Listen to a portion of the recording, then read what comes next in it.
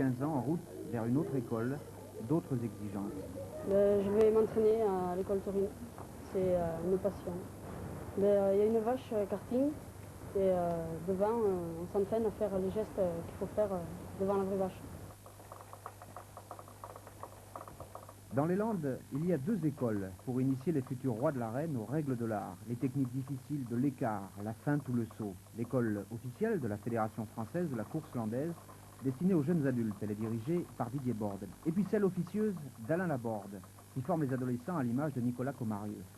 Alain Laborde, un ancien agriculteur, aujourd'hui patron du café de Pomarez, la ville que l'on surnomme d'ailleurs la Mecque de la course landaise, un lieu totalement voué au culte de la fissionne, le rendez-vous obligé des pratiquants, néophytes ou anciens.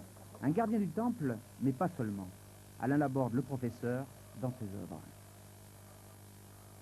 La vache sort, elle est amenée au refuge de droite, parce que ça va être le corps de gauche. Il n'y a pas réussite de bons écarts sans un bon placement.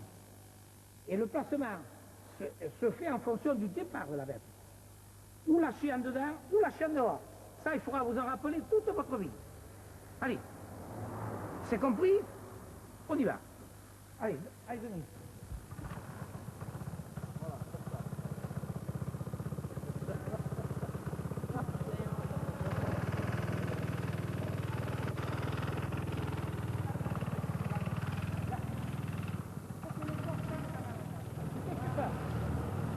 Voilà.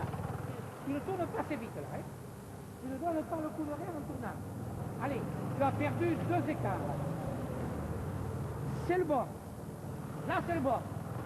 Là. D'accord? C'est pas cet écart qu'il fallait commencer. Tu as perdu 2 écarts.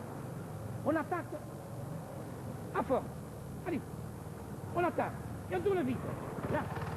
Et on attaque. Ça, tu as bien entendu. Et tout à l'heure, il va falloir attendre. Aujourd'hui, il faut que tu te fasses peur. Sur les 12 écarts que tu as à faire, il faut que tu en fasses 6 de bon. Allez. Là. Voilà. Faut montrer aujourd'hui. Il n'y a pas de problème là. Hein. Voilà.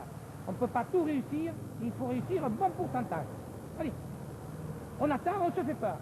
Et on tombe devant. Là. Tu avais ralenti un peu sur celui-là par rapport au précédent. C'est pas possible que tu ralentisses un écart. Il faut le coup de rien sur le saut. Voilà. Là. Il faut que tu te la laisses rentrer, la vache. Là. Et c'est au dernier moment que tu lui fais ça. Et pas ça. Toujours un peu comme ça. Tu sais pourquoi? Si tu as la jambe là, il va falloir que tu ramènes tout là. Tandis si tu as la jambe là, tu vas être plus vite là. Et puis là, tu provoques la bête. Allez, vas-y. Voilà. Oui, oui. Mais là, il te la faut, hein. Il te la faut pas plus loin que ça. Et tu vas avoir le temps de passer. Voilà. Là, voilà. C'est parfait. C'est parfait, ça. Voilà. Voilà. C'est bon. Vas-y. Vas-y. Il n'y a pas cela. Avance-toi. Quand tu fais une feinte, il faut que tu aies la bête là. Tu te présentes face à elle. Et tu te la laisses venir. Et au dernier moment, tu la provoques comme tu dis bonjour. Tu sais quelqu'un. On lui tend la main, toi tu lui tends la jambe. Et tu passes vite. Vas-y. Vas-y. Non. Tu vois? Je te dire pourquoi non? Parce que tu venais me mettre la jambe ici. C'est trop grave. Là. Et tu passes vite. Hein? D'accord. Allez. Allez. Voilà. Ça c'est parfait. Ce qui est mauvais, c'est que tu as... Oh, hein? Voilà. Voilà. Pense à faire partir ton corps un peu avant la jambe. Voilà.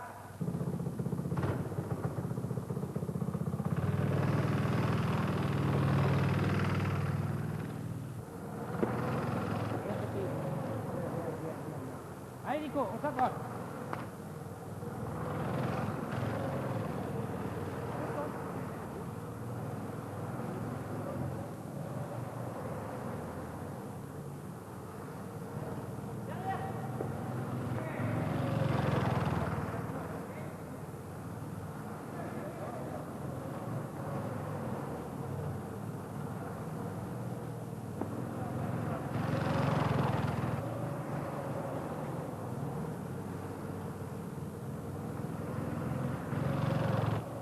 De mieux en mieux. Je suis sûr que tu le réussis. J'en suis sûr. Voilà.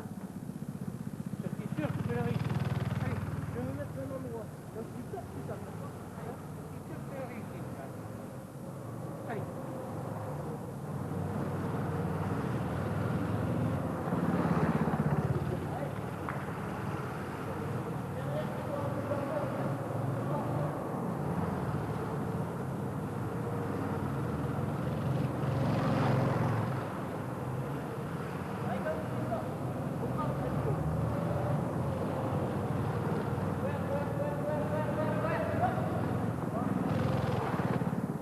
Et pourtant, c'était lui qui sautait le plus haut avant. Il a été pris par une vache samedi dernier. Il a été KO, transporté à l'hôpital. C'est pour ça qu'il a 7 ou 8 ou 9 ou 10 points. Donc aujourd'hui, il faut entraînement, il faut revenir à l'entraînement, il va falloir ressauter cette même bête tout à l'heure. Là, on verra tout à l'heure. Tu vas commencer, c'est pas écarté, te mettre dans le bain, face à une bête. Et je suis sûr que tu ne vas plus rien penser au soir. Tu fais un saut à la course, un saut large si tu veux, tu vois. Et après ça va venir tout seul. Allez, on y va, on se change. Allez. J'avais bien un notion de distance, hein, je vois plus rien. Je sais plus quand c'est pour sauter. C'est peut-être aussi l'écarter et sauter, c'est pareil là, je sais pas.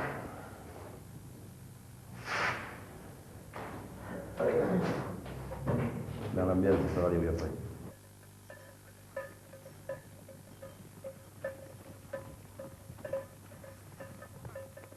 On compte dans les Landes une dizaine de ganaderías, d'élevages comme celui-ci. Mais au fait, qu'a-t-elle de si particulier la vache landaise? Elle est sauvage, fougueuse, élevée en liberté. Elle aussi sera jugée et notée sur sa valeur et son comportement dans l'arène. La bête, comme l'homme, est garante de la beauté du spectacle. Une coursière débute sa carrière à l'âge de 3 ou 4 ans, carrière qu'elle peut poursuivre pendant une bonne dizaine d'années. Contrairement au mâle, le taureau de corrida, elle mourra de sa belle mort, sans coup férir. Elle peut vivre plus de 20 ans et pèse entre 3 et 400 kilos. Les futurs écarteurs se doivent d'observer les bêtes qu'ils affronteront peut-être un jour prochain dans l'arène, se familiariser avec leur silhouette racée, les voir évoluer en liberté avant de frôler leurs cornes. L'initiation passe nécessairement par cette approche physique de leur futur partenaire ou adversaire, c'est selon. Balade tranquille, paysage champêtre, avec tout de même dans la tête l'image de l'animal fonçant droit sur eux, tête baissée, tout en muscles et en énergie.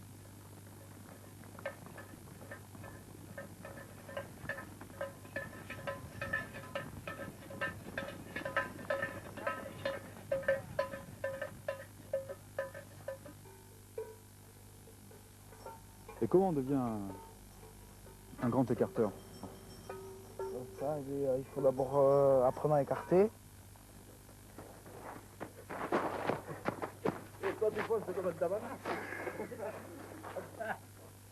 Je me mets à la place de la vache.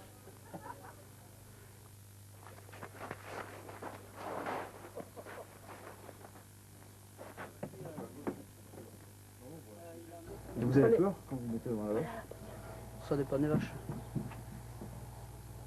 C'est sûr, bon, avant la course, il y a toujours la peur, mais après, quand on fait le premier écart, on se libère.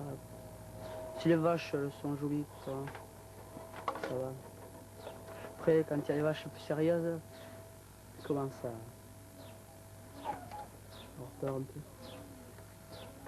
C'est quoi une vache sérieuse? Une vache qui cherche quand même à bien prendre. Parce qu'il y a des vaches, bon, elles arrivent là, hop, elles passent. Tandis qu'il y en a, ils cherchent l'homme. Et les parents? Qu'est-ce qu'ils disent de ça?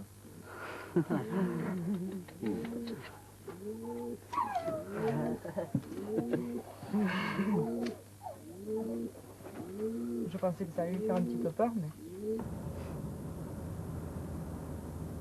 Alors là, aujourd'hui, on est en route pour Pomarez. Qu'est-ce qui se passe aujourd'hui à Pomarez? Il y a course. On va écarter avec la génération 2000. Et le 15 août, c'est une date importante.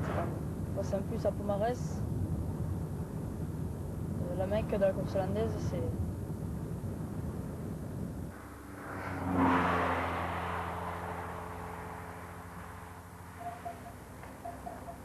Et voilà. Voilà, travail. Et la vieille. Nous sommes au matin de la course. Les vaches sont convoyées jusque dans l'arène et enfermées dans l'horloge. Et oui, l'horloge, comme pour des artistes. En fait, des boxes situées sous la tribune présidentielle. C'est là, dans l'obscurité, qu'elles attendront le début des festivités.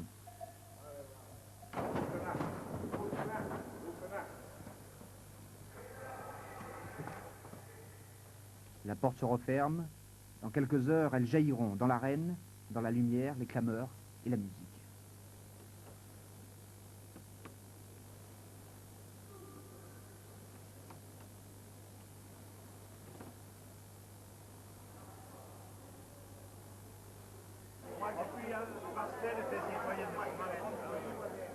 Pendant ce temps-là, à la terrasse et au comptoir du Café Laborde, les aficionados et les touristes de passage se préparent à un après-midi de fête. Ici, l'apéritif devient un impératif.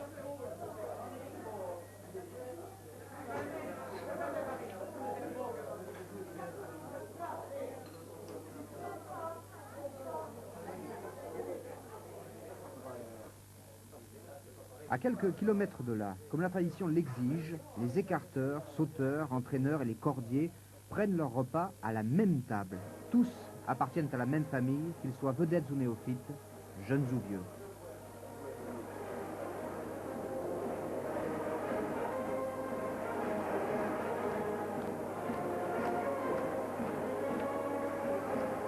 C'est le grand jour pour Nicolas Comarieux et aussi pour son père, Christian. Avec les camarades de son école, il va ouvrir les festivités. C'est bien ici que l'expression « entrer dans l'arène » prend tout son sens.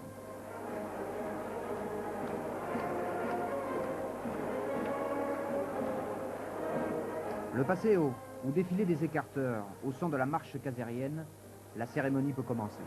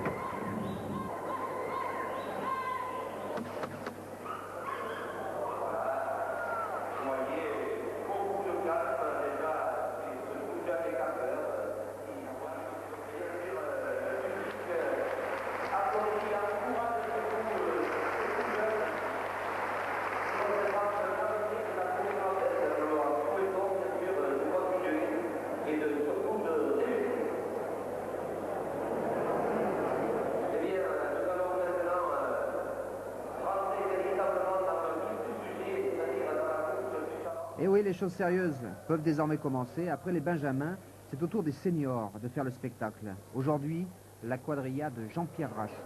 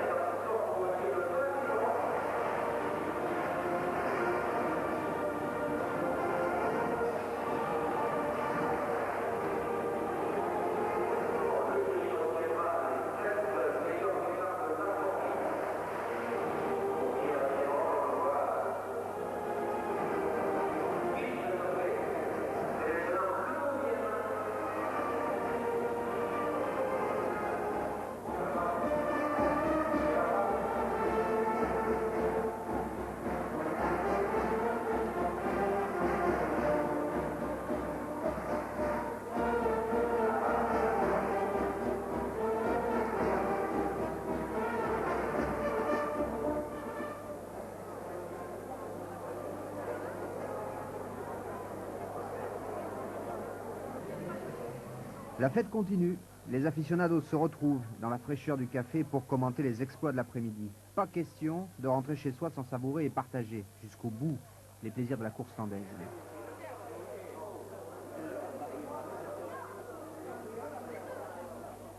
Un peu à l'écart, Nicolas rêve.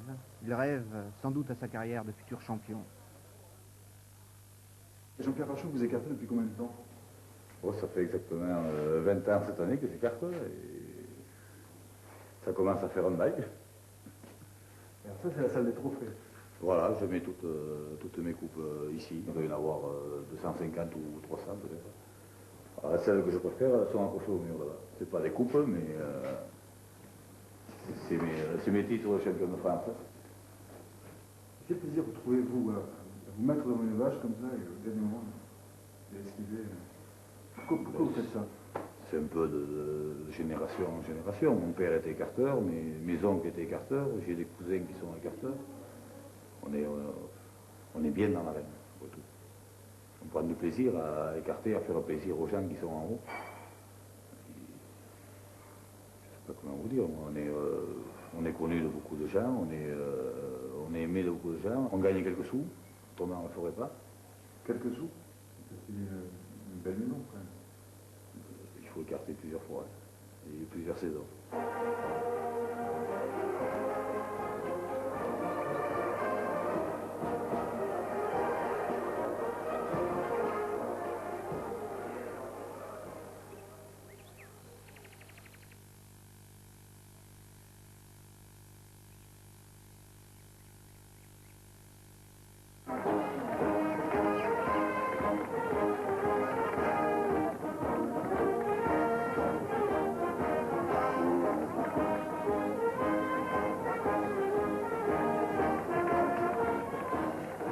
Quelques mois plus tard, une nouvelle saison commence. Nous sommes à Montsouet, un village au sud de Mont-de-Marsan.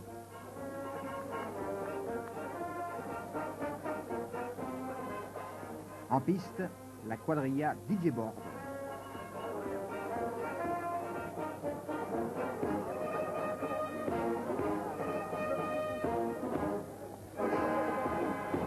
Eh bien, nous saluons les applaudissements pour la quadrilla Didier Borde. On regarde donc cette première partie et on compte sur le public pour encourager les acteurs. Voilà, c'est le premier pour Didier Borde qui reprend montée-descendre. Voilà, le deuxième pour Didier. Voilà, c'est le départ côté loge de Pontoise. Voilà, le premier pour